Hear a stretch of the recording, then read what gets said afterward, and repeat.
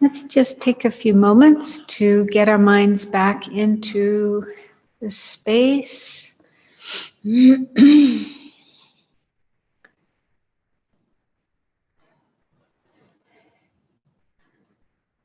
It's helpful to be aware of the breathing coming in and going out.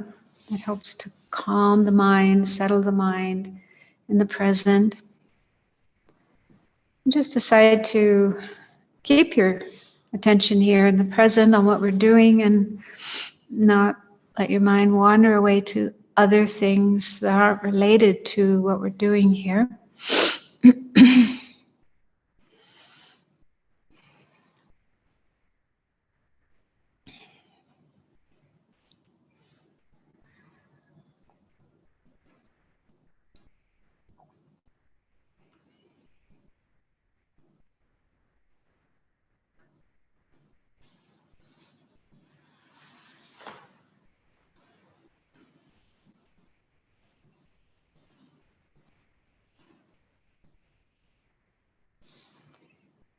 Remember the motivation you brought into your mind earlier today, your reason for being here, to really try to make sure you have altruism in your mind and your heart, wishing to benefit others, wanting to learn things that will help you be more helpful for others, especially in the long-term sense, becoming enlightened, fully enlightened Buddha, to help them in the best possible way.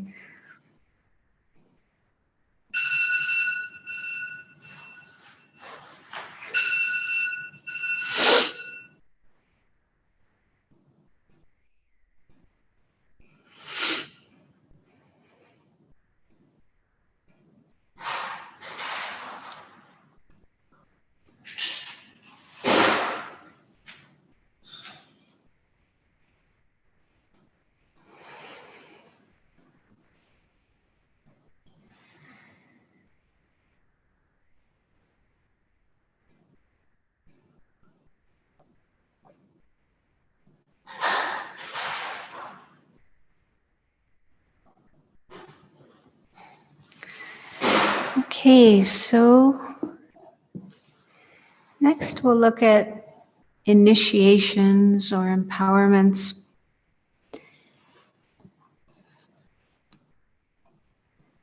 So there's a slide about that.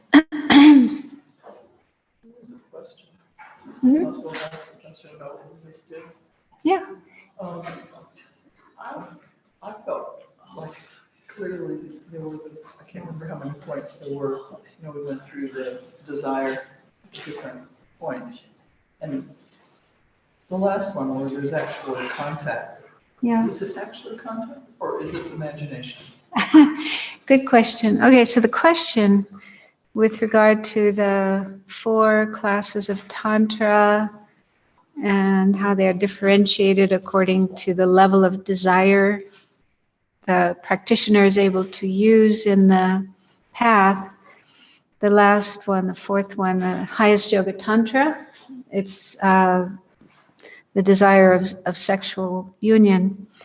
So she's asking, does that mean actual sexual union or imagined? Is that what you said? Huh? Yes. Yeah.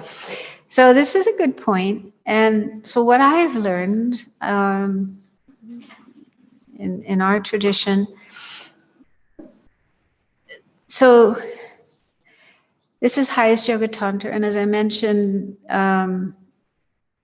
in that level, the aim is to get in touch with the very subtle mind of clear light, which is the subtlest level of mind that we have. And it's actually there all the time, but we're not aware of it because our mind is engrossed in sense objects and conceptual thoughts, and there's, just a lot of gross mental states. And so this very subtle mind is, buried down there, but we don't have access to it. And the reason it's important to get in touch with that mind is because it's the most calm, clear, peaceful mind that we could have. And if you can get in touch with that mind and use that mind to meditate on emptiness, it's fantastic. It's like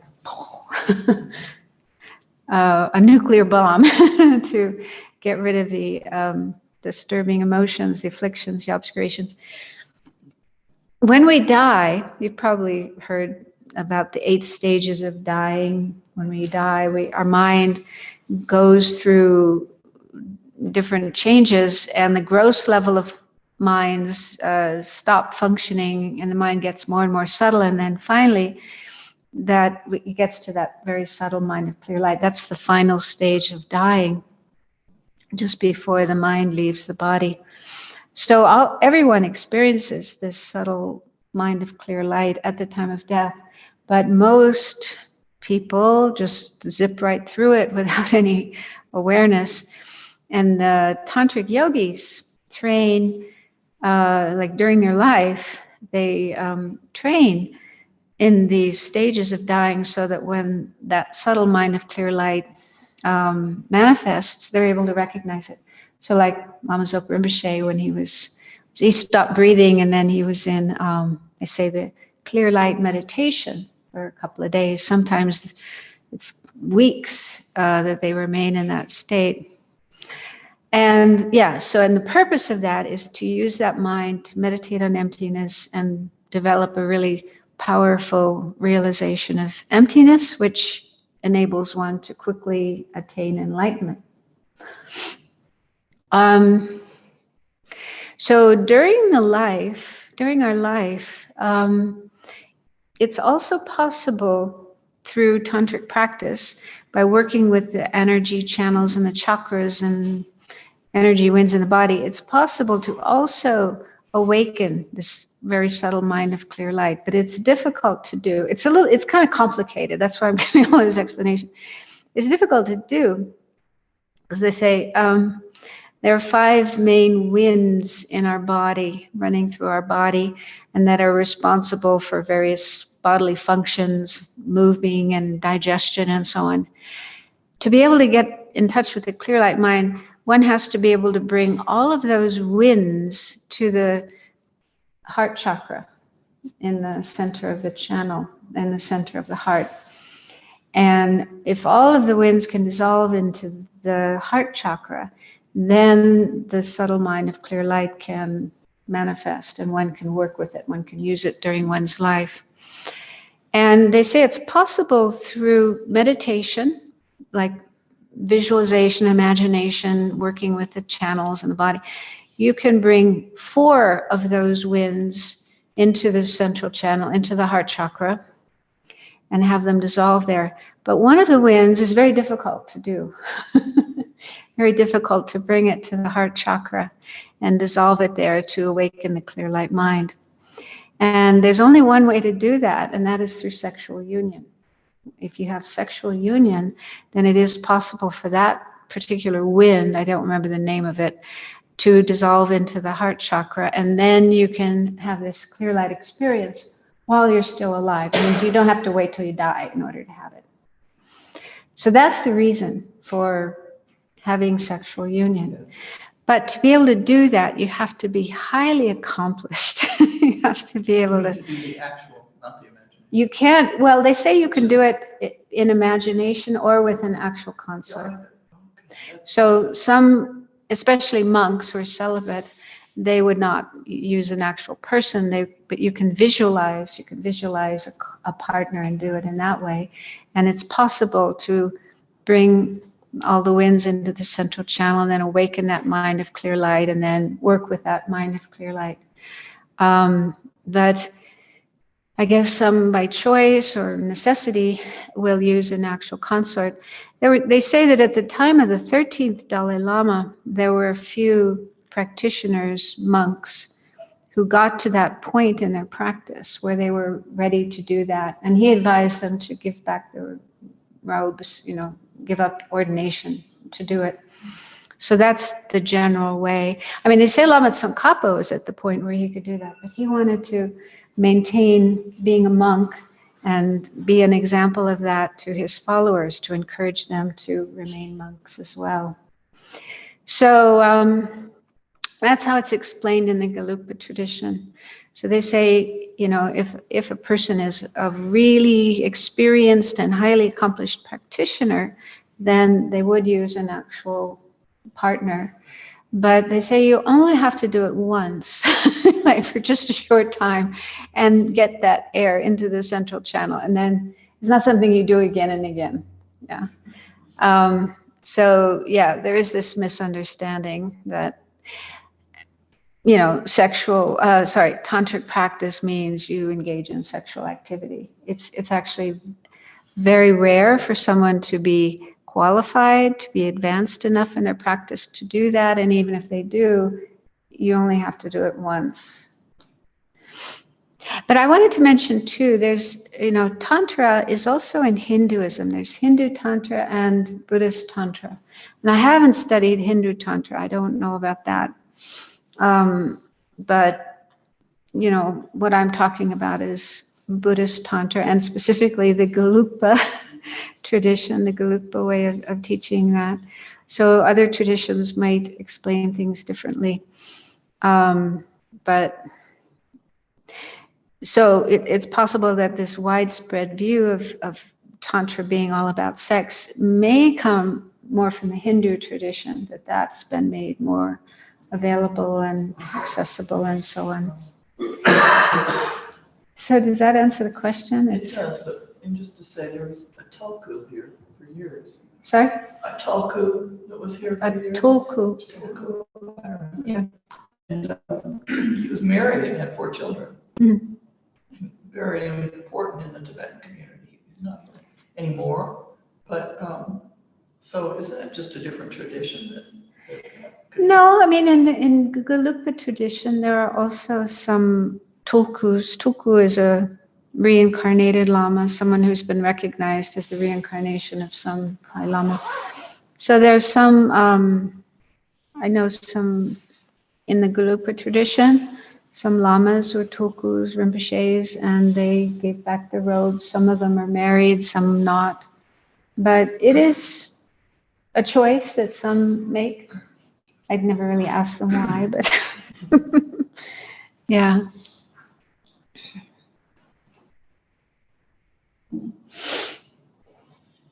But you can't be a monk and married.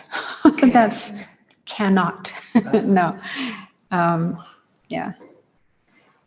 I think in Mongolia, no, what is it? I think in Japan, my understanding is, I can't remember the details, but in Buddhism existed in Japan for a long time, and there was monasticism, monks and nuns.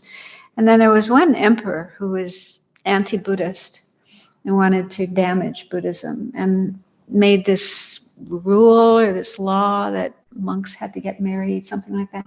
Yeah, and I think something similar happened in Mongolia in last century when it was taken over by the Russians. They forced the monks to marry. So you might sometimes see monks, they look like monks, dressed like monks, but they have a wife and maybe kids. But they're not really monks, because the monastic tradition that the Buddha started, going all the way back to the Buddha, definitely has a vow of celibacy. So it's not, you can't be a monk and not celibate. So you have to choose one or the other.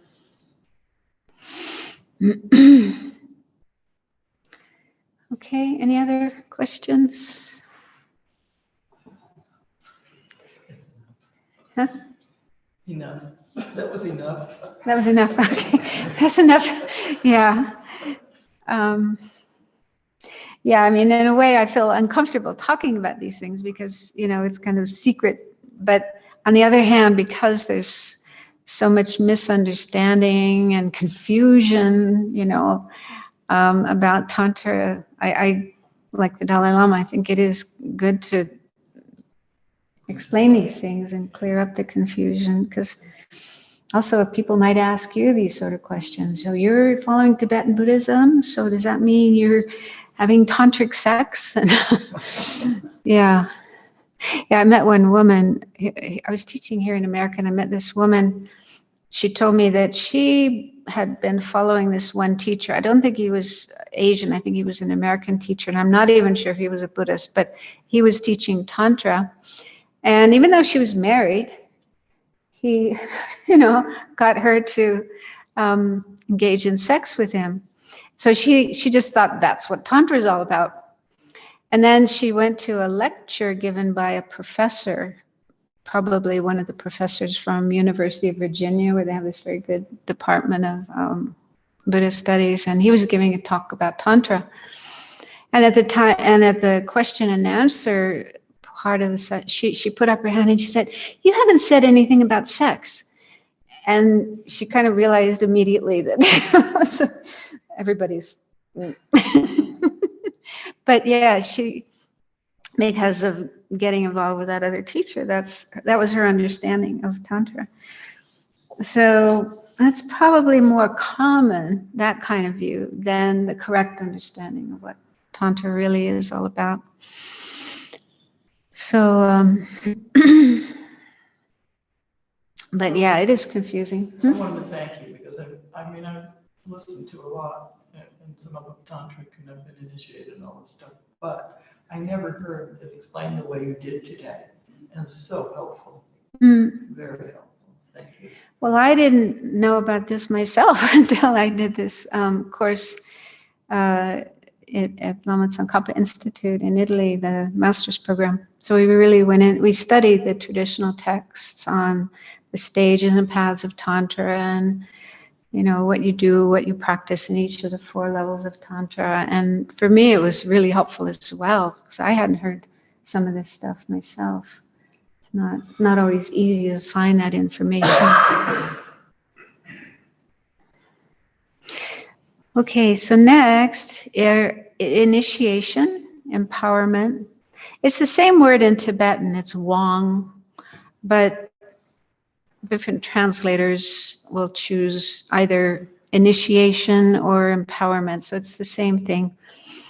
So this is said to be like the entrance to Tantra. In order to fully engage in Tantra practice, you need to first receive empowerment and initiation, and it needs it's like a ceremony conducted by a master, and this person giving the initiation needs to be qualified. And so among the qualifications, they have to be a proper practitioner and good understanding of basic Buddhist teachings and ethical conduct and so on. And then they themselves need to have received initiation into that particular part of Tantra. And they also need to have done the retreat. So that means doing the sadhana of that deity a certain number of times, usually 4 times a day, and then reciting a certain number of mantras, and then concluding it with a fire puja. That's a practice to purify, clear up any mistakes that you've made. So that before giving an initiation yourself, you need to have gone through those practices. So those are just some of the qualifications of the master. So it's not just anybody who can give initiations. And then yourself, the one who wants to take the initiation, you need to have taken refuge. So that's a prerequisite, taking refuge. And also having a good understanding of the 3 principal aspects of the path, so that you really understand the basic teachings, the basic practices, the basic views of Buddhism. And then your motivation should be bodhicitta. So no wish for any kind of worldly gain, fame or respect or monetary gain or anything like that. So all of those attitudes need to be free, and your sole motivation needs to be the wish to benefit sentient beings and the wish to become a Buddha to help all sentient beings. And you also need faith in Tantra. So they say that's a really important factor, is to trust this tradition. In a way, I don't think we can explain Tantra logically. Like many of the Buddhist teachings, emptiness, for example, impermanence, and so on, the Four Noble Truths. You can understand them in a logical way using logic and reasoning, but Tantra is, to me, it doesn't seem logical. You just have to have faith. You just have to trust that these practices were taught by the Buddha. They're valid practices. Many practitioners over the centuries have done them and have accomplished realizations, have even reached enlightenment by doing these practices. So there needs to be faith and trust in that. And also in the teacher, because when it comes to teachers, gurus, normally you decide who you want to take as a teacher. You have to go through a process of checking the teacher, getting to know them, checking if they have the right qualities, qualifications, and checking if there's a compatibility, that you feel comfortable with that teacher, and feel that you can enter into a teacher-disciple relationship with them. So it's mainly you who make that decision about who you're going to take as a teacher. When it comes to Tantra, like taking a Tantric initiation, I mean, you also need to check and make sure that teacher is, has the right qualities and is someone you can respect and regard as a teacher. But they say when you take an initiation from a teacher, then it's like that teacher is definitely your teacher, your guru, and you do need to maintain correct guru-disciple relationship with that teacher. And there's a little booklet, a little text called The 50 Verses of Guru Devotion, which explains the way of behaving, the way of thinking, the way of acting with regard to teachers, mainly teachers from whom you've received initiation.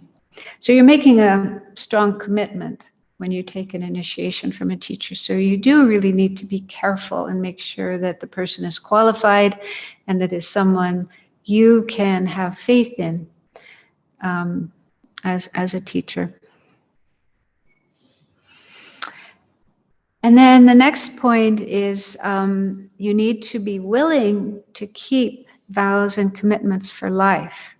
So most initiations come with vows and commitments. All initiations come with bodhisattva vows. Every initiation you take, taking the bodhisattva vows is part of it. If you've already taken the bodhisattva vows, you just renew them. But if you haven't taken them before, you do have to take them. That is a requirement. So you need to understand what the bodhisattva vows are, and feel able and willing to keep those vows. And then there's also tantric vows, a set of tantric vows, and those are, you take those only with the two highest levels of Tantra, the Yoga Tantra and the highest Yoga Tantra. So when you take an initiation in one of those two classes of Tantra, then you take the Tantric vows. So that's like a whole set of vows. And also commitments is often commitments as well. Usually the teacher, the person giving the initiation will decide what commitments. Sometimes it may be just a few mantras. Sometimes it's a daily practice. So it's really good to check beforehand what the commitment is and check to see if you're willing and able to do that, because it could take quite a bit of time in your day. And then during the initiation, while the initiation is being conducted, you need to try to stay awake and alert as much as you can. and follow the initiation, because it involves the teacher, the master, will ask you to visualize this and visualize that, recite this, recite that, and so you need to pay attention and follow and do what is being instructed of you. And you have to feel, I am taking this initiation. Because one time I was living in a Dharma center, and this Lama, High Lama, came and was giving, I think it was the highest Yoga Tantra initiation. And there was one woman who came. I think her friend said, "Oh, come, you know." She'd never even been to a Buddhist center before. So it was her first time walking into a Buddhist center. She had no idea what was going on. And then at the end of the initiation, you know, it was announced, okay, these are the commitments and da-da-da-da-da. And she like freaked out. She had no idea that that was going on. And so she got really upset, and people took her to see the Lama, and the Lama said, "It's okay, you didn't receive the initiation." So she didn't really think, I'm here to take an initiation. She just was sitting there and, you know, having her very first Dharma experience. So yeah, so that's required as well, that you really do have to have the wish, the intention, and this understanding. I am taking this initiation. I am receiving this initiation. There's also Tibetans. I mean, they bring their kids. They have little kids at the initiation, so they're probably just playing and falling asleep and so on. So they're probably not receiving the initiation either.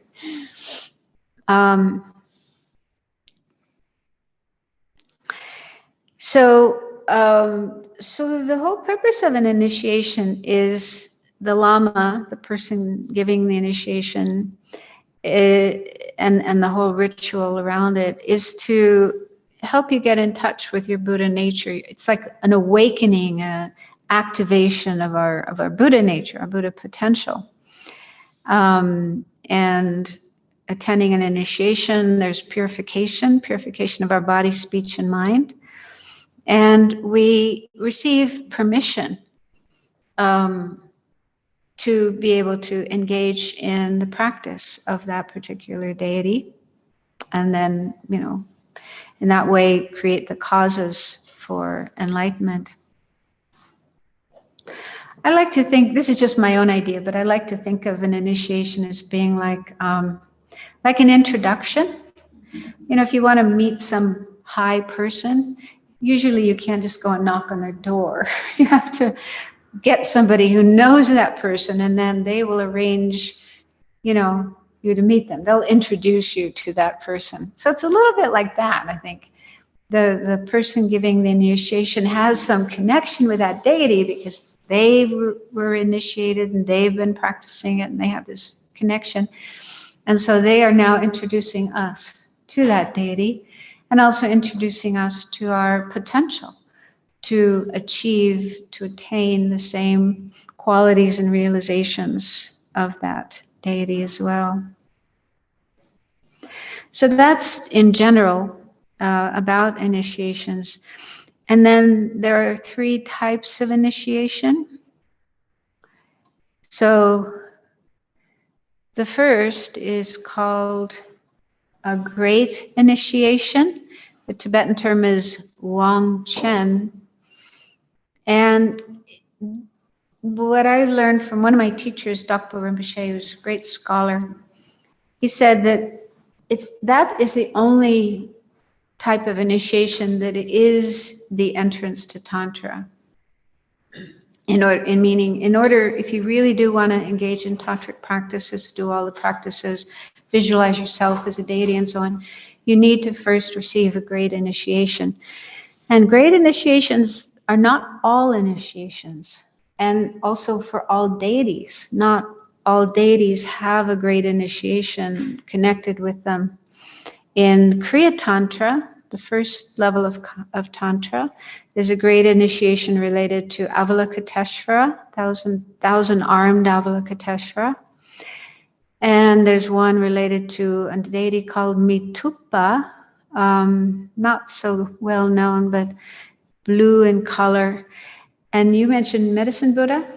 Lama Zopa Rinpoche gave. If anybody here remembers, and I texted someone just to see, when Rinpoche was here last time, we received Medicine Buddha from him from the second time. We received the Guam and the Jaina, and there was a third component.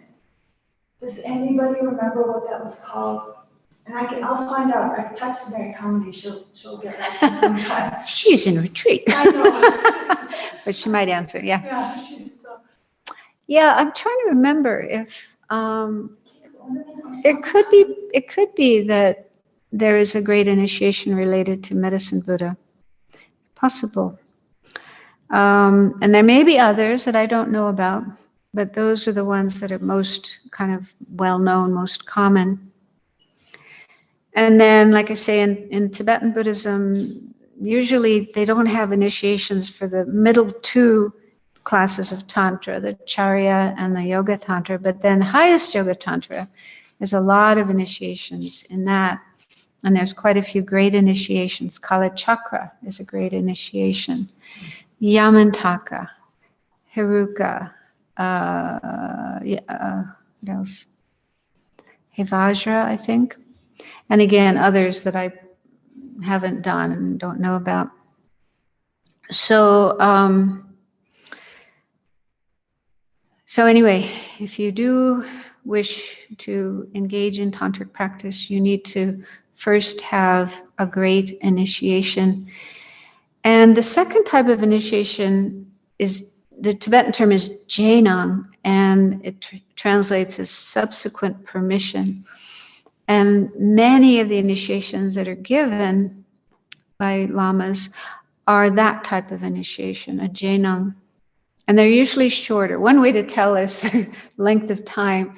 Great initiations are very lengthy. They can go on for hours, and there's many different components.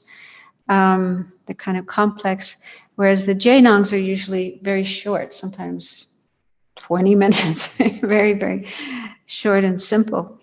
And so my understanding is, what I've learned from Dr. Rinpoche is, if you haven't received a great initiation and you only attend a subsequent permission, a Jainang, you haven't really entered Tantra. You're not fully qualified to practice Tantra. So this is something that not everybody knows about, and often people go to an initiation, they don't even know what kind of an initiation is. It may just be a Jainang, and they hadn't received a great initiation beforehand, and then they start doing practice, which may not be completely correct. So once you have received a great initiation, then you can take subsequent permissions, Jainangs, and do those practices, and that's fine. So that's the proper way of doing things. However, that isn't always explained. And often, a lama will come to town and there'll be a initiation, and they just call it initiation. They don't necessarily specify what kind it is, and it could just be a Jainang. And people go to that and think, okay, now I'm a tantric practitioner, but it may not be the case. So, yeah. About 6 months ago, I got a 1,000 Amchen Rezik initiation, and it was from the Dalai Lama, and it was over Zoom. And we did classes on it, and then the initiation was all part of the class. And it was about 2 or 3 hours long. But no one ever mentioned what kind of initiation it was. Was that in Ladakh? Pardon? He was in Ladakh? I don't remember where it was. Because last year he was in Ladakh and gave 1,000 Amchen Rezik initiation. I attended it too. I'm pretty sure it was a great initiation. Yeah. I think it's even in English. Yeah, because even the Tibetans don't always. But sometimes they don't use the word initiation for the second one. So when they say initiation, it means the first one. So it probably was a great initiation. And then there's a third type, which is called a long life initiation. And that may not be so common. There's a few deities that are long life deities. White Tara is one. Amitayas is another one. And then there's another one named Ushnisha Vijaya, or Nam Gyalma in Tibetan. It's a female with, I can't remember, 8 arms, I think, multi-arms. Sometimes there are tankas with those 3 deities, one in the center and the other 2 on the side. So those initiations, what Dakpo Rinpoche explained is, usually they don't come with commitments. They're more like a blessing for people to extend their lifespan. Because they say that, sometimes things can interfere with our lifespan. And these practices of those long life deities, if you do those practices, it can clear away the obstacles to your lifespan so that you can live longer. And they usually come with pills. If they have long life pills in India, Nepal, and Tibet, they would make them from tsampa. They're like balls of tsampa with sugar and kind of nice and tasty. So they hand those out at the end of an initiation. Have you ever been to one of those? You get a long life pill. Yeah. So anyway, that's another way to know if it was a long life initiation. Yeah. So those are the 3 types of initiation. So again, it's good to check if someone is, if an initiation is being offered in a center, Dharma center, or if you're in India, Nepal, and thinking of attending an initiation. It is good to try to find out more about it, what kind it is, what are the vows, what are the commitments that you would be taking if you attend that initiation. I think most centers nowadays, they do make that information available. In the past, it wasn't. I've sometimes attended initiations, and it's only afterwards you find out you have a commitment, daily commitment. So, yeah. Any questions? So what happens if you make the commitment, but then you don't do it after a while, it just sort of fades off? If you attend an initiation, there's a commitment, and then you don't do it? Right. Well, they say that's not good to do, because you are making a promise to the teacher and to the Buddhas and Bodhisattvas that you will do that. But I've also heard, I think one time there were some teachings given by the Dalai Lama in India, and there was a question and answer, and somebody asked this question, like, what if you take an initiation and you didn't really understand what you were doing, and there was this big commitment, and you feel like, you're not really ready to do that kind of practice? And the answer he gave, if I can remember, he said there's 2 situations. One situation is, like, if you really don't feel connected with the practice, and he said it's like, he made the analogy that if you're a tourist and you're traveling to some foreign country and you're in the bazaar and you see this object and you think, oh, that's really cool, and you buy it and you bring it home, and then once you get home you realize it doesn't quite fit in my in my house, and so then you might give it away or put it in the attic or whatever. So he said sometimes it's like that with Westerners or foreigners coming to India and coming into an initiation, and you're kind of, awed by the whole thing and think it's really cool to be there, and not really understand what you're doing. So you attend this initiation, then you go home and you realize, oh, what did I do? What did I do? It, it doesn't fit with your lifestyle and your way of thinking and so on. So he says, if that's the case, then just put it aside. Just leave it aside. Don't worry about it. On the other hand, if you do have faith and trust in Buddhism and in Tantra, but maybe the commitment is just too big and too more than you can manage. He said it's good to try to maintain a little bit of practice. Like instead of doing a whole sadhana, do some mantras. So in that way, you're not totally giving it up or leaving it aside or ignoring it, but you're maintaining some connection, but one that's more manageable for you. So I was quite happy to hear him say that, because I think it does happen to a lot of people. I remember once I was in Israel and I met this young woman. A lot of Israelis, when they finish their military service, they're all stressed out and traumatized. They go off to India and Bangkok and so on, and many of them attend teachings and meditation courses and so on.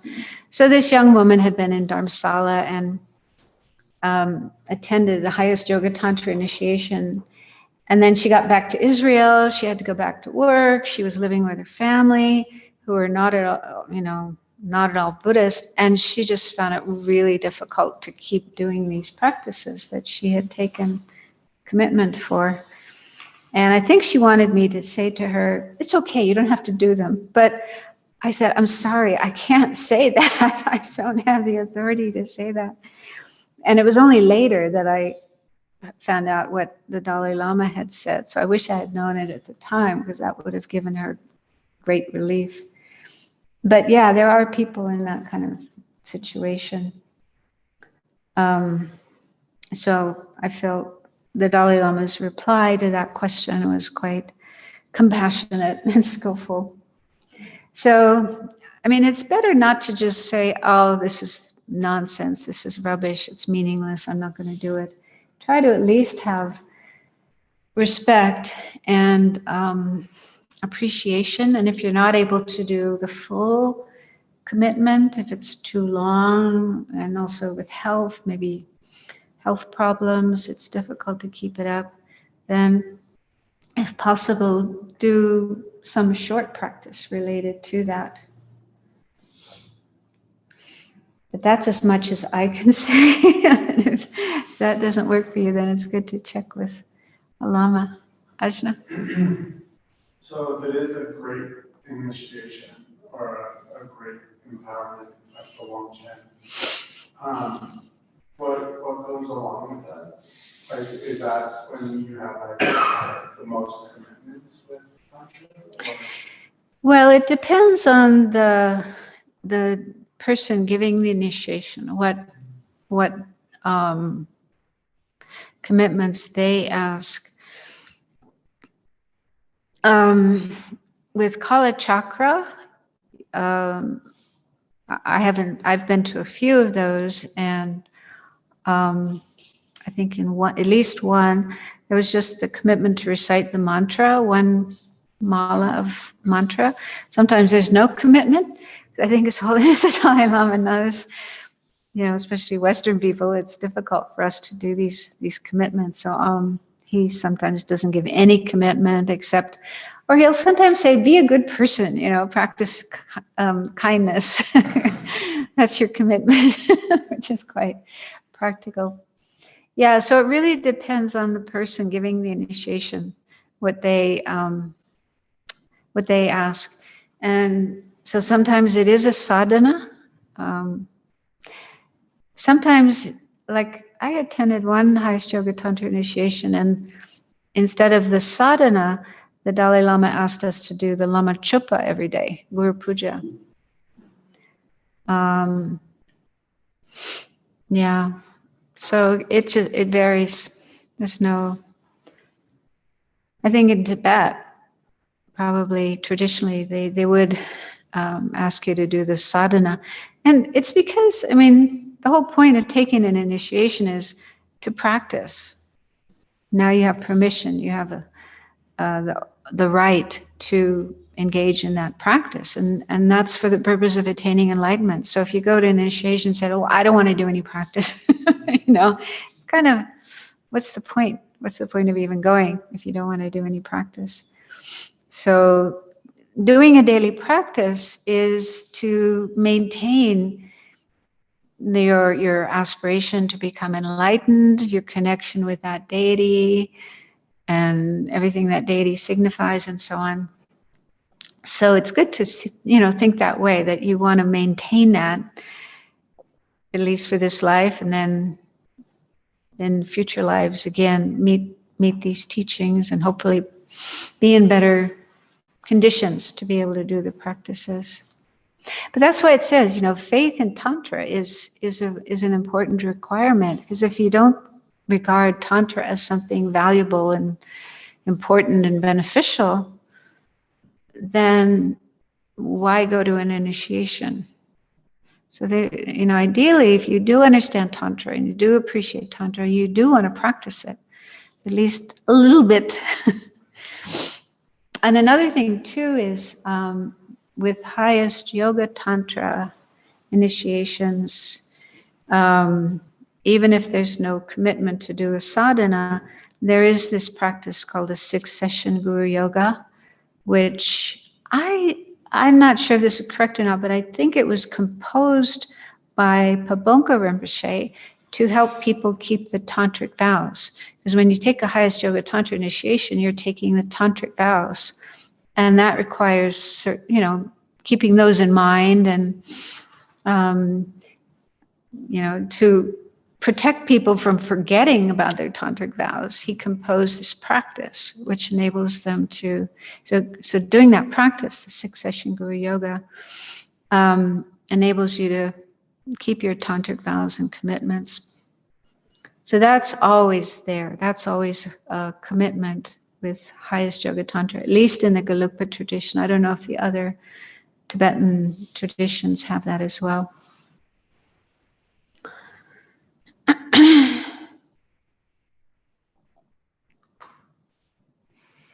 Any questions online?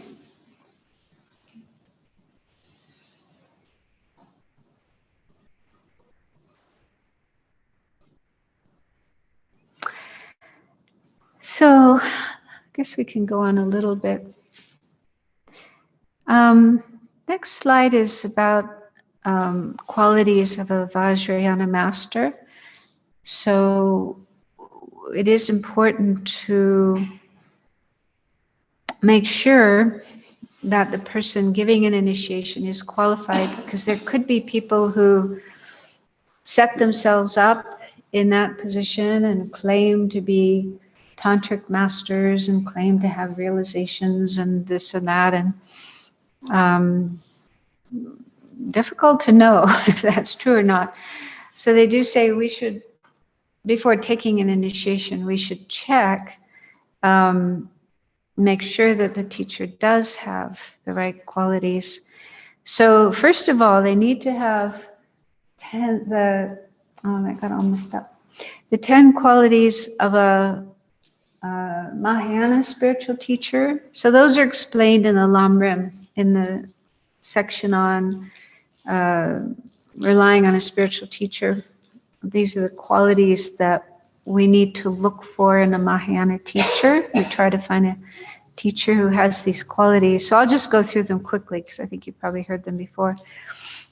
So there's 10 of these, and the first one is ethics.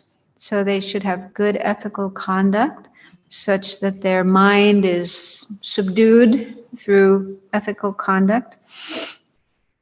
And the second one is concentration. So their mind should be pacified and they're able to remain undistracted through practicing concentration. So they must have trained in that. And the third is related to wisdom. So their mind should be thoroughly pacified through practicing wisdom. So those are the 3 higher trainings which are the main practices for attaining liberation. To attain nirvana, get out of samsara, you need to practice ethics, concentration, and wisdom. So the teacher needs to have trained in those and practiced those and got their mind under control through those. Fourth quality is that they should have more knowledge than the disciple. They need to know more than you, because otherwise, if you know more than them, then not a whole lot you can learn from them. So they ideally are somebody who has studied and is knowledgeable about the Dharma.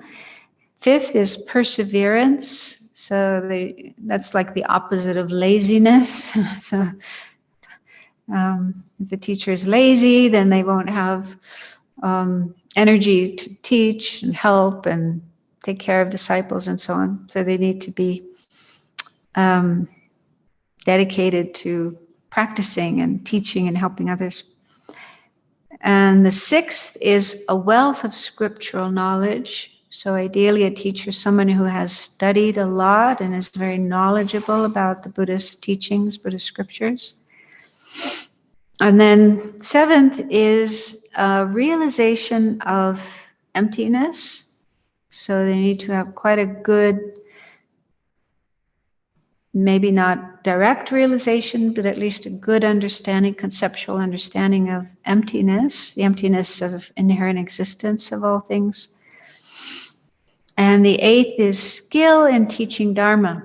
So even if a teacher has a great deal of knowledge and they may even have realizations, but if they don't know how to teach, if they don't know how to, communicate well with people, with disciples, then it's difficult to learn from them.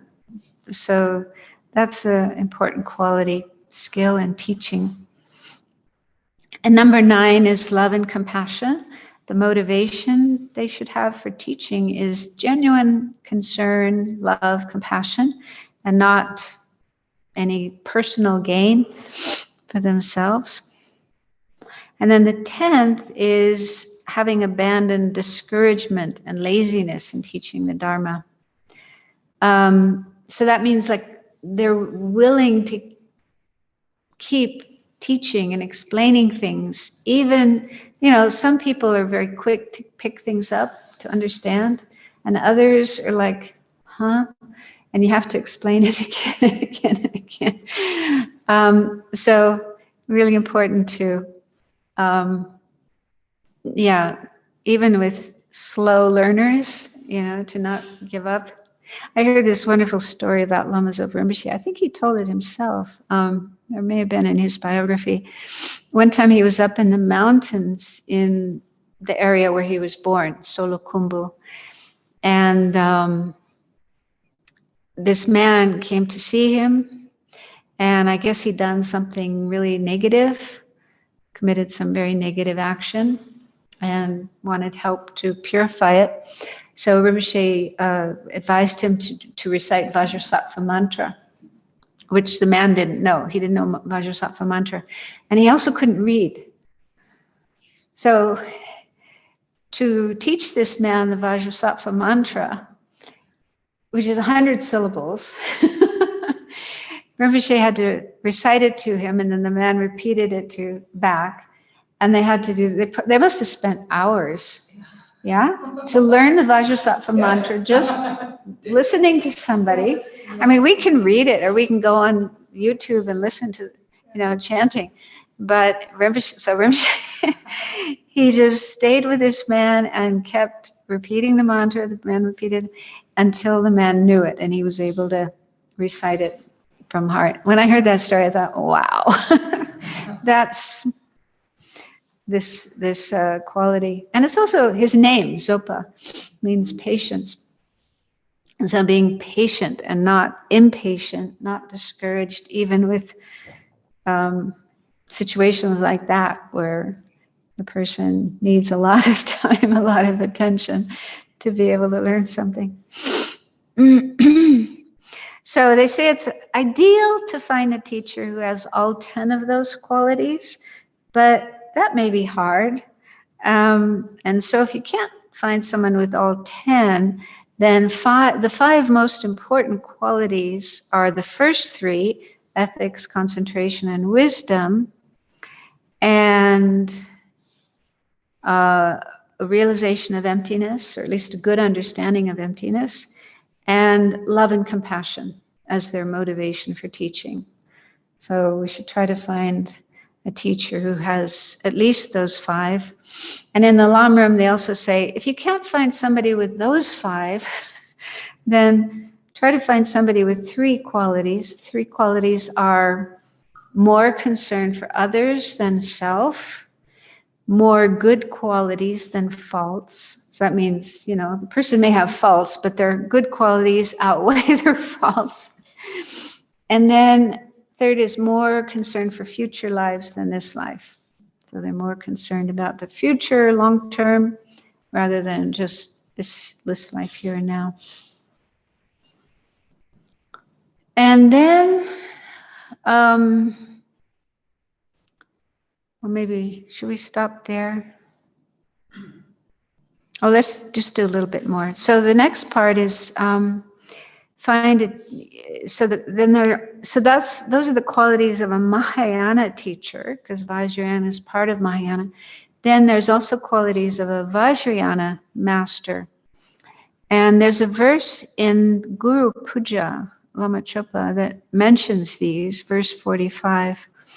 So the translation I have says, "You are wise, patient, honest, without pretense or guile." So you're not pretentious, you're not trying to hide your faults and act like you are better than you are. So you're honest and transparent is a good word. Your three doors well subdued, so your body, speech, and mind should be under control rather than out of control. And then it says you have both sets of 10 qualities. So I won't go into those, but there are these two sets of 10 qualities, and they involve things like knowing how to perform tantric rituals, draw mandalas, do the various things related to tantric practice, initiations, and so on. Know tantra and rituals and are skilled in drawing and explaining. And the 50 verses of Guru devotion says that it's not enough for the Guru merely to perform the superficial actions of these rituals. Like it may not be so difficult to draw a mandala, but must actually be able to do them. So you must be able to actually visualize the mandala. And also they say when in consecrating an image, like when there are images of Buddhas, usually they're filled with mantras inside, and then they're blessed or consecrated. And the meaning of that is you're inviting the deity, you're inviting the enlightened mind to come and abide in this image. So ideally, a tantric master is actually able to do that. They're actually able to invite the deity and place it in the image rather than just reciting the words of the text. And also the 50 verses says that a tantric master must be an extremely stable person with body, speech, and mind under control. You should be someone in whose presence everyone feels calm, peaceful, and relaxed. Even the mere sight of this person brings pleasure to the mind, and their compassion must be unsurpassable. So there's a lot to, a lot of qualities a tantric master. I think usually in the Tibetan tradition, initiations are not given by just anybody, but usually they ask high lamas, usually rinpoches, sometimes geshis. I know some geshis who give, but I heard Geshe Sopa, I think Geshe Zopa, who lived in Wisconsin for I don't know how long, decades. I think I heard he never gave an initiation. I may be wrong about that, but I'm not surprised because he's so humble. So he would invite His Holiness, he would invite other lamas to come and give initiations, but he himself didn't. So so usually Tibetans consider initiations should be given by really highly accomplished masters. So that's one thing to look at as well. You know, if there's someone who's hasn't done much study, hasn't had much practice, and yet they are advertising themselves as a tantric master and giving an initiation, then be careful of that. Yeah, when I was in Italy studying the master's program, our teacher, he was a Geshe, and he said, one time this a woman and a young Tibetan monk came to visit the institute, and he recognized this monk. He had been a monk at Sarah. He'd been studying for a while, but he dropped out. He left his studies. He didn't really study very much, and then he just went off. So it seems he ended up in Italy, and this woman was calling him Lama and was, being really respectful towards him and so on. And our teacher said, this person hasn't studied much at all. So people sometimes think just anybody wearing robes, anybody who's Tibetan and wearing robes is a Lama. And the word Lama is the same as Guru. And so, ideally, Lama doesn't just mean you're a Tibetan monk, but you're somebody who has studied and practiced, and you're able to teach and able to guide others. So, it is important to be cautious and don't jump into making connections, especially taking initiations from just anybody, but really check carefully. I just wanted to say for Geshe Sopa, who was in Wisconsin, he was at Deer Park. Geshe Sopa, who came in, he was His Holiness's, wasn't he one of His Holiness's debate partners? He did have some. He was, and he wrote stages, a commentary on the Lama on the stages of the path. So that's, even though he's a Geshe. Sopa. Yeah, Sopa. It's a little bit confusing. He's Geshe Hundrup Sopa. Hundrup Sopa. And then last month you had Geshe Tenzin Sopa. Yes. And then there's Lama Zopa. He's a Tupten Zopa. So there's quite a few Zopas. So you have to get the first name. I think in Tibet, when His Holiness was taking his exams, because he's a Geshe, I mean, he completed the Geshe studies. So I think Geshe Zopa was chosen to be a debate partner, something like that. Yeah. He was quite an amazing scholar, but very, very humble. So how about a 5-minute break? Not a half an hour, no. 5-minute break. So we just went through the ideal qualities of a master, Vajrayana master, someone who gives initiations. And then there's also qualities of a disciple. So we ourselves also need to have certain qualities to make ourselves an ideal practitioner of Tantra. So there's this verse from a text called Vajra Garland. I'm not sure if it's a root Tantra or a commentary. So it says, faithful and full of respect for the Guru. So these are really important qualities, having faith, devotion, both to Tantra itself, this tradition, this form of practice, and also for the spiritual teacher, our teachers. Abiding always in the practice of virtue, So being very dedicated to virtue. Virtue is the cause of happiness. So even if I'm not talking about Buddhahood, but just to be happy in the future, have fortunate rebirths, good experiences, we need to practice virtue, which starts with refraining from the 10 non-virtuous actions, killing, stealing, and so on, and then doing actions that are opposite to those, helping and being generous and meditating and cultivating good qualities, and so lots of ways of creating virtue. With wrong view completely abandoned. So the main wrong views to be concerned about in Buddhism are rejecting karma, refusing to believe in karma, thinking that karma isn't true. I don't accept it. So that's harmful, because if we don't believe in karma, we won't care about what we do, and we might end up doing things that are non-virtuous and think it's okay. There's no such thing as karma. There won't be any consequences to these actions. So then you can just be very careless and do all kinds of negative things.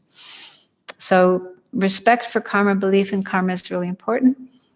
And then another kind of wrong view that could be harmful is believing there's no higher states of mind, no enlightenment, no nirvana.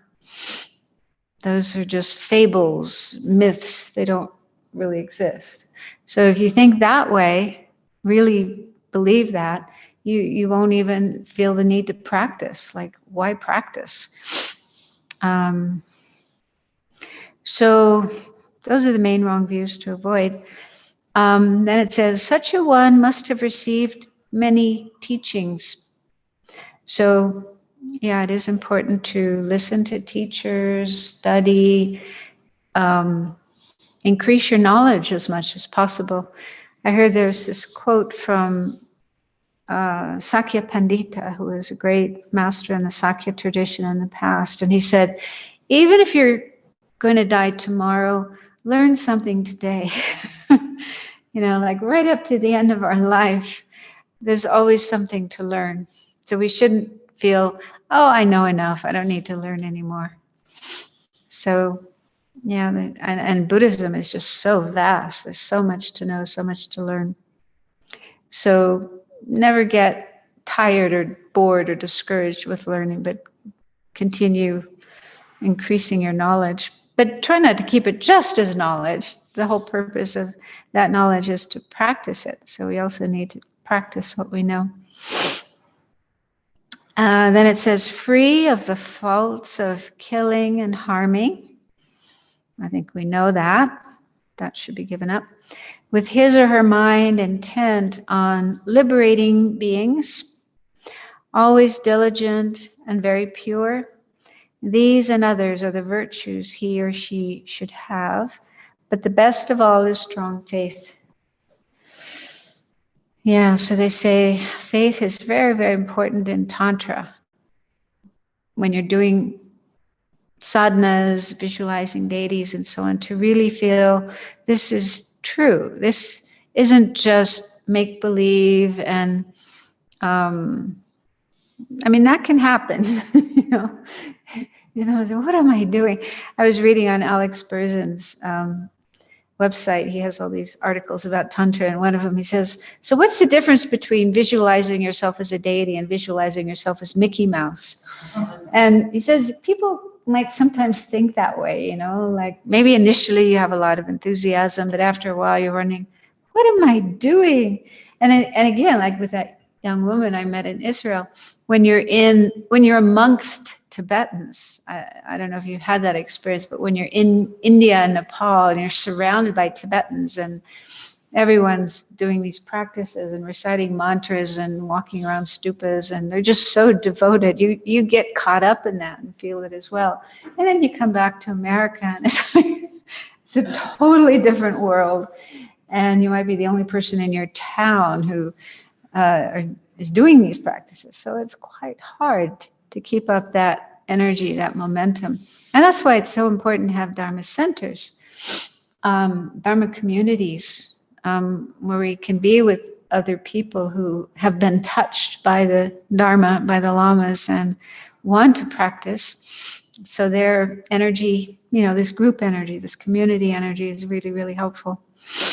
Helps us to maintain that faith, that devotion.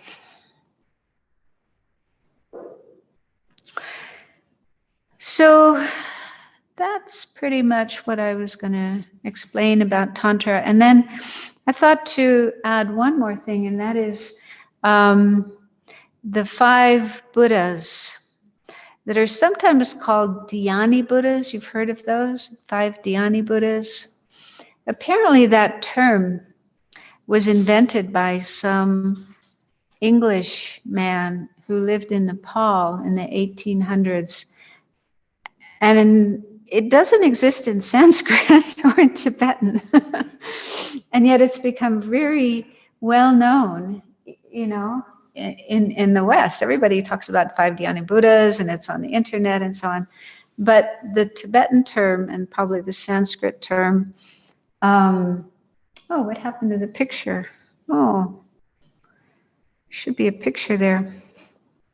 That's weird. Then maybe it's a copyright picture I wasn't supposed to use. Anyway,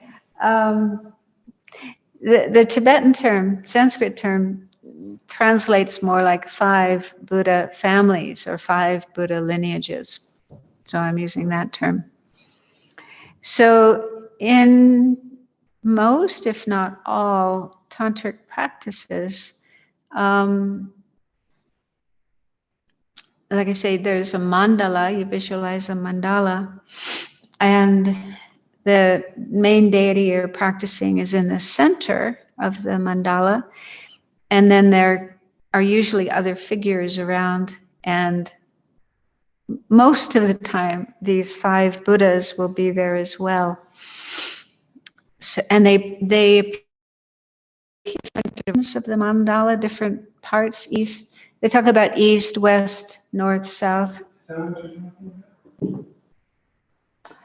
I'm not sure. It could be.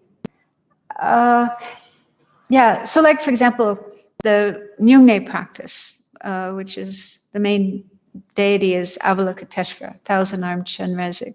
Chenrezig with the thousand arm. I don't know if you have a picture of. Right there, behind that. Oh, yeah. Okay, so that's thousand-armed Chenrezig. So in that practice, the main deity is thousand-armed Chenrezig.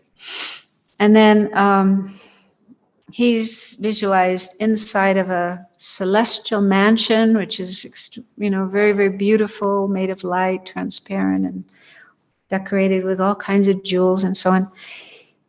So he's in the center, and then the 5 Dhyani Buddhas are around him. Well, actually 4. One of them is on top of his head. So at the very top of Chenrezig, he has 11 faces. The top face is Amitabha, because Chenrezig belongs to that family, that particular family of Amitabha.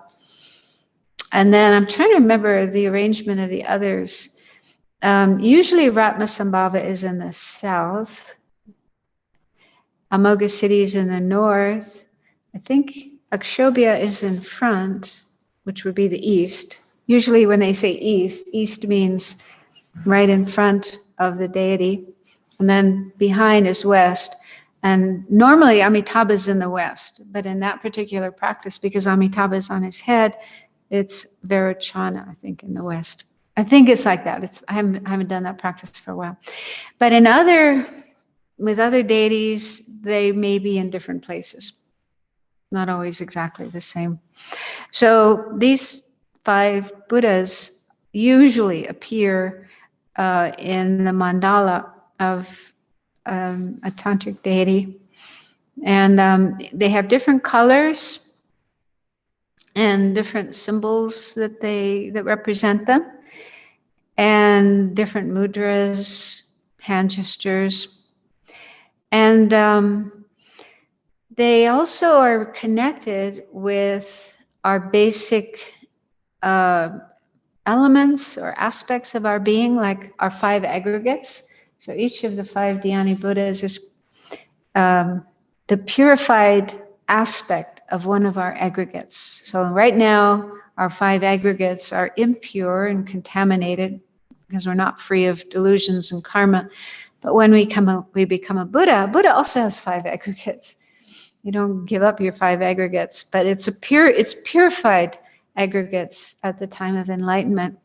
And so each of the 5 dhyani Buddhas is the purified aspect of one of the 5 aggregates. And also, they also are connected with one of the main delusions. When that delusion has been purified, overcome, then it also becomes one of these 5 Buddhas. And then 5 types of wisdom that are attained upon enlightenment. So here in this in the slides, I first put Akshobhya. I'm sorry you can't see the picture, but Akshobhya is blue, like Medicine Buddha, kind of dark blue. And then the name Akshobhya means immovable. And there's a story that originally he was a monk and he vowed never to feel anger or aversion towards anyone. And he was immovable in keeping that vow. He didn't stray from that vow. So he really did manage to avoid getting angry. And after practicing for a long time, he became a Buddha. So Akshobhya is the purified version of our aggregate of consciousness, which is the 5th aggregate. And that 5th aggregate consciousness refers to 6 types of consciousness that we have: visual, seeing, audio, hearing. They call it olfactory, I think. Heat, smelling. And then gustatory consciousness, tasting. And then body consciousness, tactile consciousness, feeling sensations in the body. And then the 6th is the mental consciousness that consists of our thoughts and our memories, our emotions, dreams, and so on. So those 6 types of consciousness is like 6 different ways that we can know things, that we can experience things. So that's one of our aggregates. And so when that's been purified, it is Akshobhya. Akshobhya represents the purification of that. And for the delusion, it's anger or hatred, which is very much connected with that vow that he made. So one day we will have overcome anger and hatred and no longer have that in our mind, and that absence, overcoming of anger, hatred is represented by Akshobhya. And then for the wisdom, so they talk about these 5 types of wisdom, and one is called the wisdom of Dharmadhatu, or the sphere of phenomena. And that's the wisdom of emptiness, the wisdom that realizes emptiness. So he represents that particular wisdom.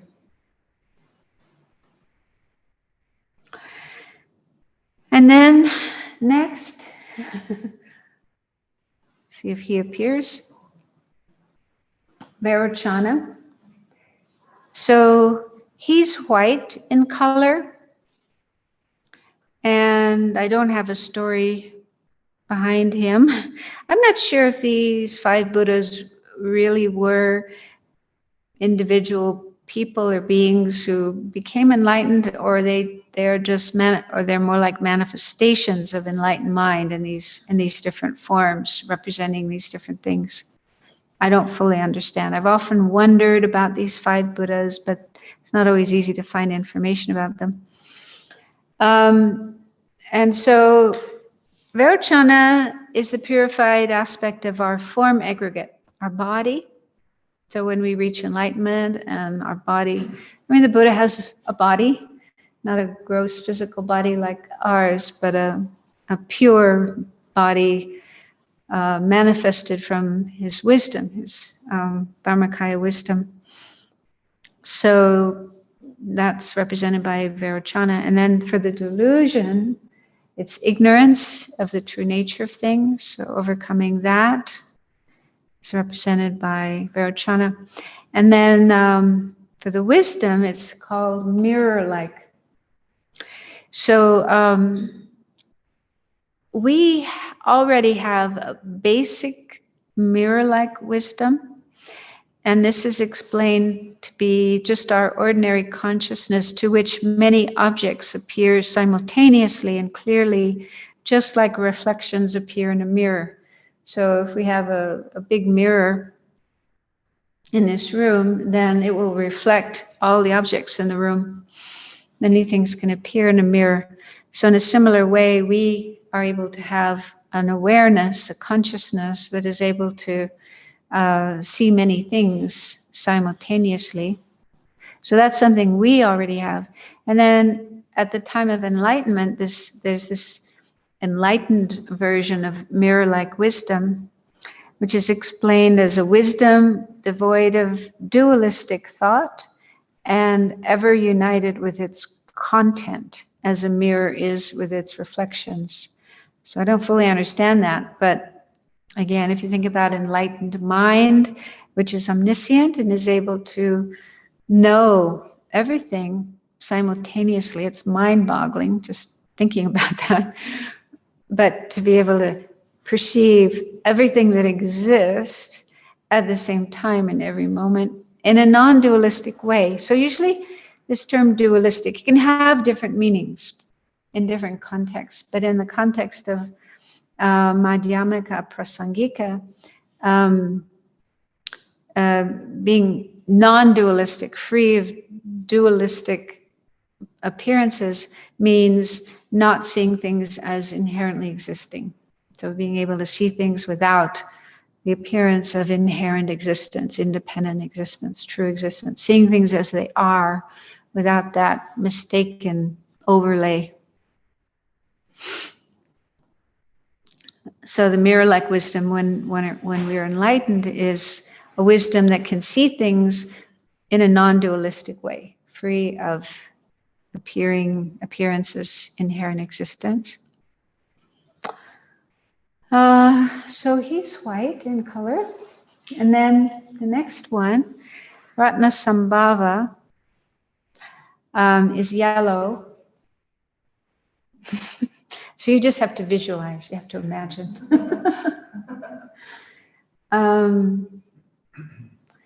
He's yellow in color, and the aggregate that he represents is feelings.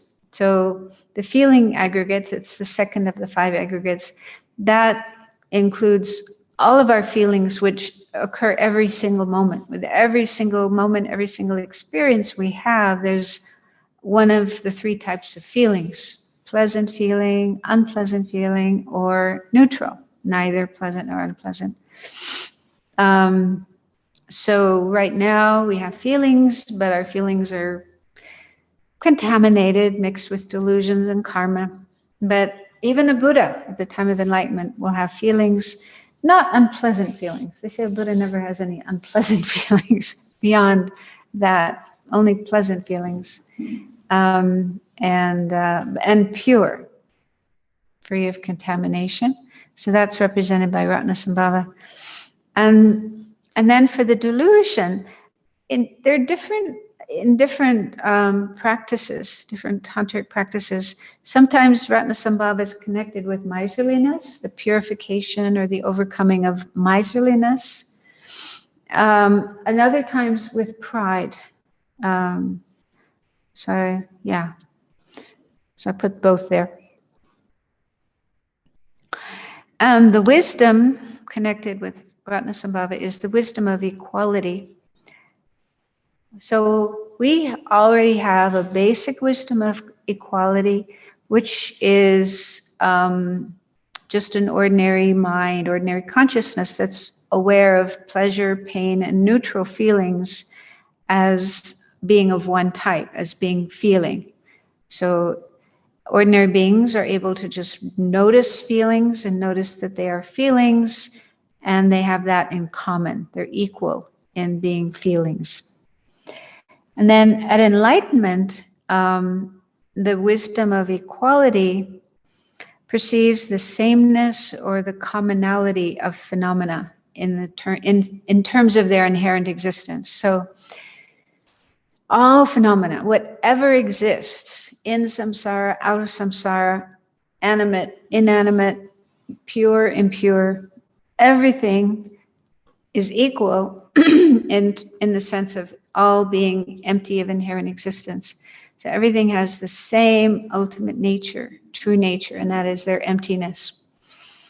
So when one gains that wisdom of emptiness, and especially at the time of enlightenment, one is able to see that sameness or equality or commonality of all phenomena. And that's why you may have heard this expression. Buddhists sometimes say this, or you read it or whatever. Something like, samsara and nirvana are the same. Have you ever heard that? Samsara and nirvana are the same. Now, how do you interpret that? Do we take that literally? Because that means this is samsara right now. I'm sorry, this is nirvana. I am a samsaric being. I'm still in samsara. But if samsara and nirvana are the same, that means I'm also in nirvana. There's no difference between samsara and nirvana. So it's, you try to figure it out like that. It doesn't really make sense. And unfortunately, I think some people use that in an unskillful way. And almost like, well, it doesn't really matter if you meditate or not. It doesn't matter if you keep ethics or not, because samsara and nirvana are the same. Everything is one. Everything is the same. So it can lead to a kind of apathy, maybe, and lack of interest in practice, or thinking you can do whatever you want. So that's not the meaning. The meaning, when it says samsara and nirvana are the same, that means on the ultimate level, in terms of their ultimate nature, which is emptiness. The emptiness of inherent existence. That is the ultimate nature of everything in samsara and everything in nirvana. So on that level, there is this sameness or this equality. But then there's the conventional level, which we can't ignore. That exists too.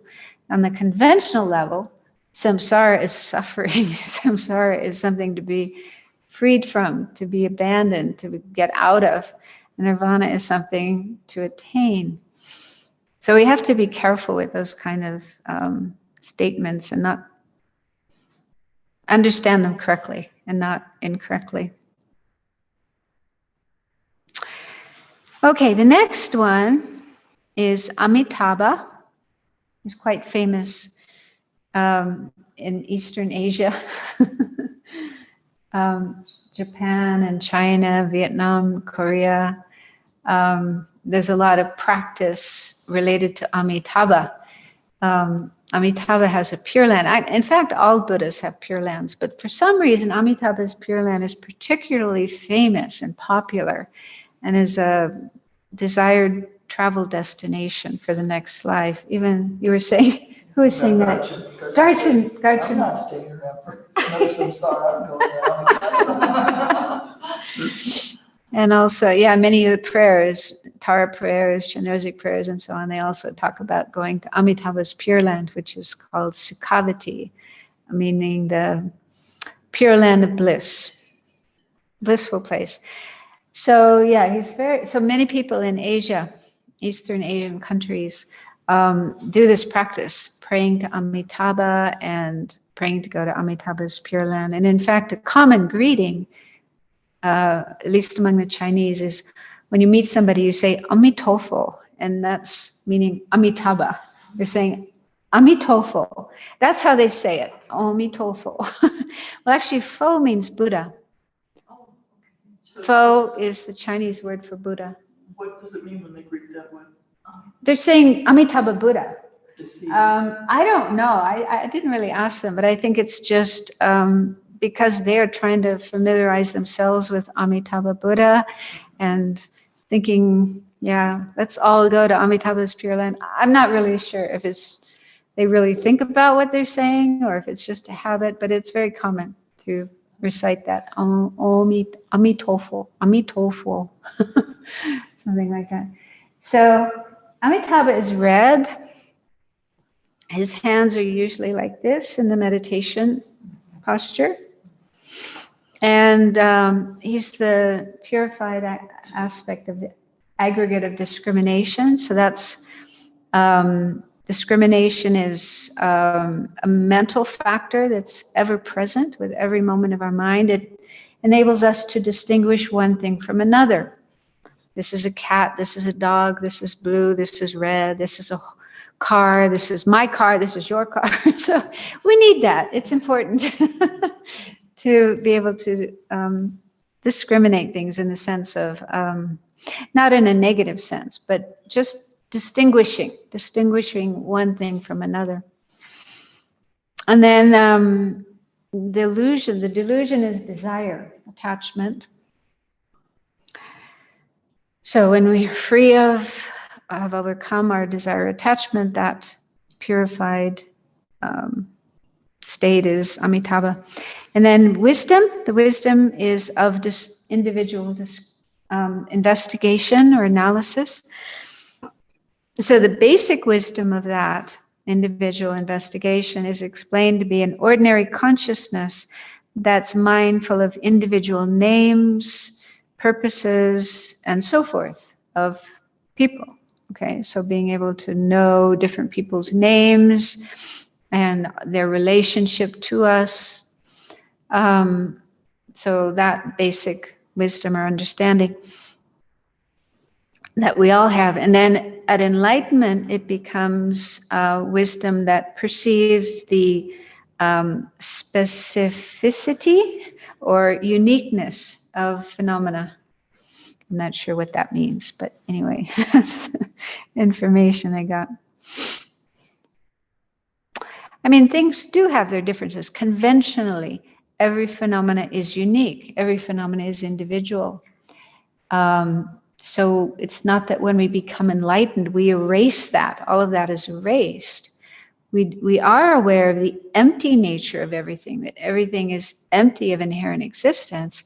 But within that, things still do have their individual qualities and features and characteristics. So a Buddha is able to maintain awareness of both of those levels of reality at the same time. Then the last Buddha is Amoghasiddhi, who's green.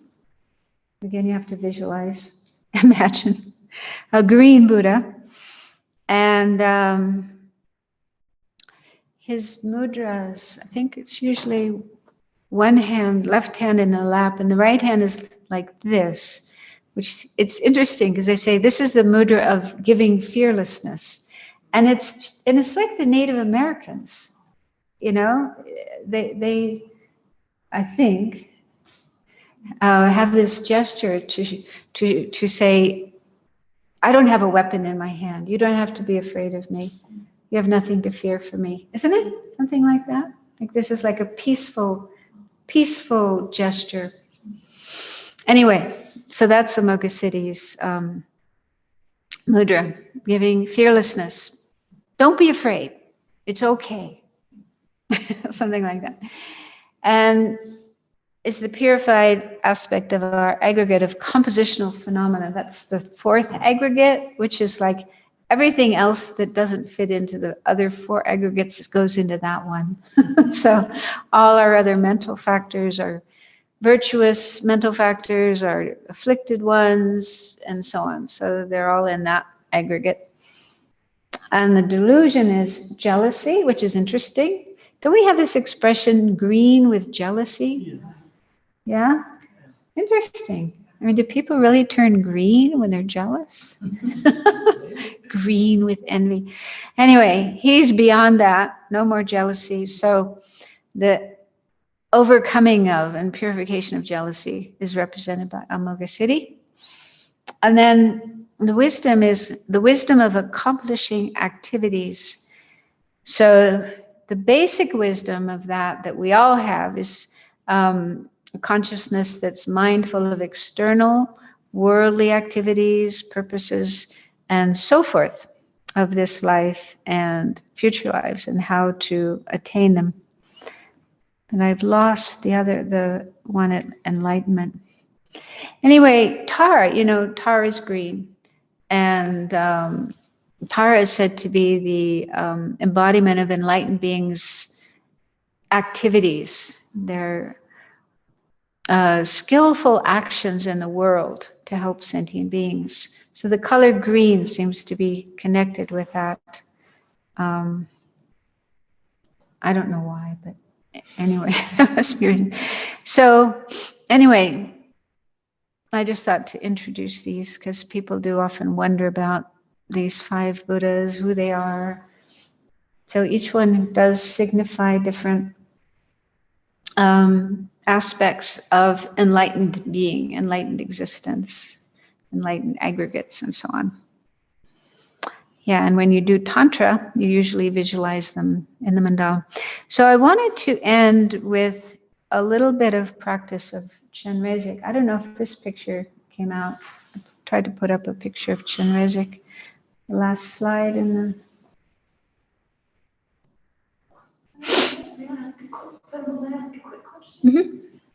At initiation times, the stick they have, and it goes to one, a high lama will come up and Yeah. the stick, and it goes to one of the 5 Buddhas. What?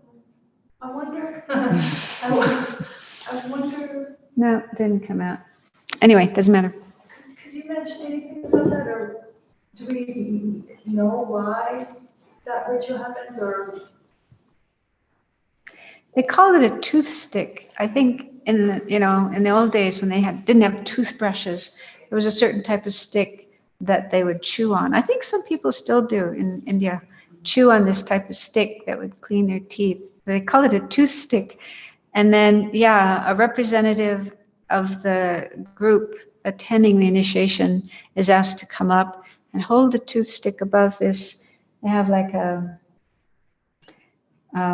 tray, and it's divided into different sections with different colors related to these 5 Dhyani Buddhas. So I think it's usually white in the middle, and then yellow in the south, and so on. So it's just the colors, not the deities themselves. And then the person is supposed to recite a mantra and then drop the tooth stick, and it will fall on one of those colors. And then depending on which of the colors it falls on, that will be connected with one of these Buddhas and one of these types of wisdoms.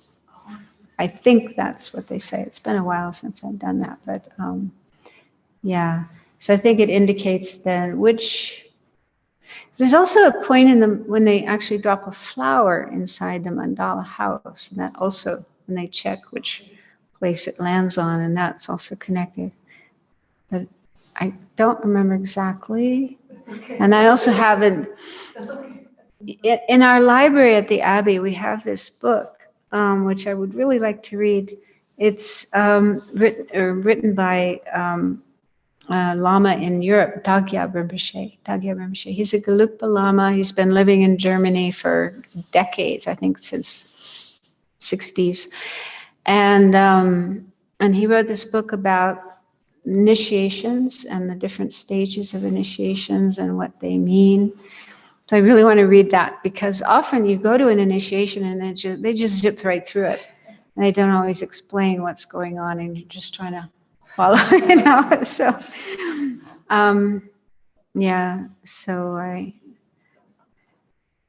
not always easy to find that kind of information as well. What is actually going on in the different stages of an initiation. So anyway, I thought it would be nice to end with just a little bit of practice of Chenrezig and reciting the mantra. So there is a statue on the altar of forearm Chenrezig. The second one from here. Beautiful statue. So make yourselves comfortable.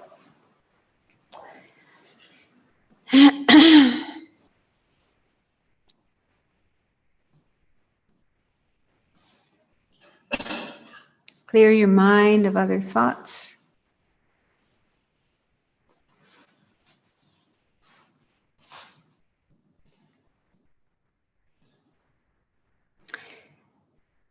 And then see if you can imagine or visualize in the space in front of you this deity Chenrezig or Avalokiteshvara, who's the embodiment of enlightened compassion, Buddha's compassion for all living beings without exception. And his holy body is made of white light, transparent, radiant. He has one face, peaceful, smiling, and 4 hands, 4 arms, 4 hands. So 2 of the hands are together in front of his heart, like in the gesture of prostration or paying respect or prayer. So it's a gesture we often make. And then his other right hand, which would be on our left side, the right hand holds a crystal rosary, prayer beads made of crystal. And the other left hand, which would be on our right, as we're looking at him, holds a white lotus, symbol of purity. And those 2 hands are sort of held up in the air a little bit by his side. His legs are crossed in the full lotus position, and he's wearing very beautiful garments made of celestial silk. He also has ornaments made of precious materials. But again, it's all made of light, not solid. And the whole appearance in every aspect, every detail is a manifestation of enlightened mind. It's not at all an ordinary being with ordinary things, but all manifested by Buddha's mind, enlightened mind.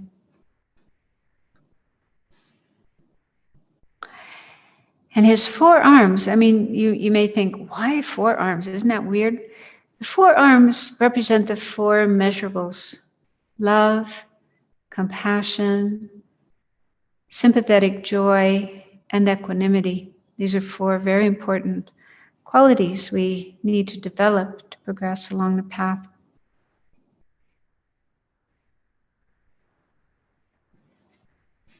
So don't worry if you have difficulty visualizing. Just do the best you can. The most important thing is to feel Chenrezig is there in front of you. And it's ideal to do the visualization at the level of your forehead, not lower than that. And a few feet away, just in space. And he's also seated on a lotus and moon. So the lotus with its petals spread out flat, and on top of that a moon disk. So really try to feel this energy of compassion and love emanating from Chenrezig, going to all living beings throughout space.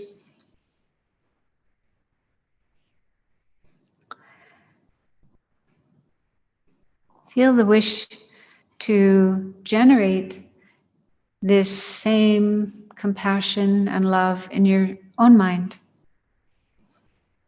and all the other enlightened qualities that Chenrezig has: wisdom, patience, and so on. Feel the wish to become like Chenrezig.